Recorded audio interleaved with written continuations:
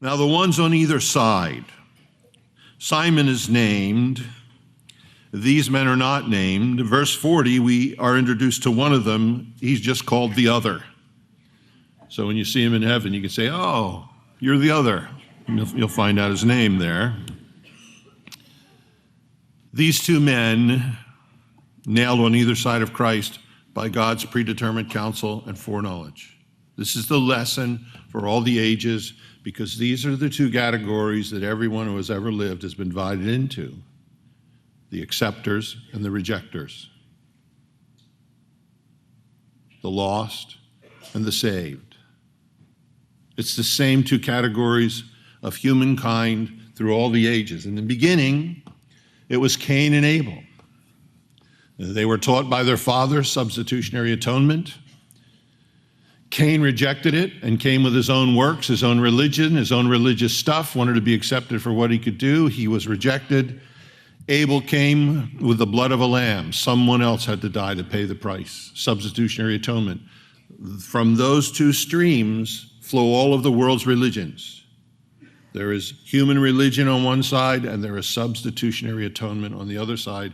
That's what divides the world as far as God is concerned, because the Lamb was slain before the foundation of the world.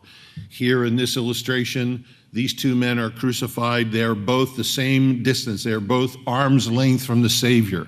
They are both arm's length from salvation. And there's nothing that distinguishes them. They are both robbers. They are both evildoers. They both have the same resume. They got nothing to bring to any credit to themselves. They're not religious. There isn't anything that would, commend one of them over another before God, before God's holiness, before God's righteousness. They're malefactors, they're evildoers, and they're error. And both Matthew and Mark says that when the leaders and the soldiers reviled him, it says those that were crucified with him, they cast the same at his teeth. Mark says those that were crucified with him also reviled him. It's only Luke that tells us in the process one of them begins to change. And we look at that, we think, well, what is the deal? What happened? Why? What is bringing about the change? And we do have a picture to look at. We can put ourselves, because the one guy's going to finally say in verse 39, the one malefactor which was hanged, he railed on him. That word railed there is to blaspheme. So it's hard to imagine what they're saying to Christ, but he's blaspheming him and then saying, if you're the Messiah, save yourself and us. But the other then answering rebuked him, saying, dost not thou fear God? Evidently the fear of God has begun to set in on this guy's heart. The reason, seeing that we're in the same condemnation, we're being judged, we're going to die, we're all going to die here. We indeed justly, we deserve what we're getting. We receive the due reward of deeds. This man hath done nothing amiss.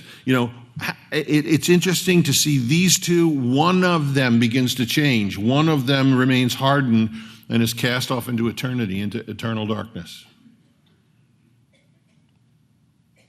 It's an interesting picture. I wonder, it certainly does this. It takes away all of our excuses. There isn't anybody here today that can sit here and say, Jesus doesn't want me, God doesn't want me, I can't get saved. No, this guy, the other, he's taken away all of your excuses.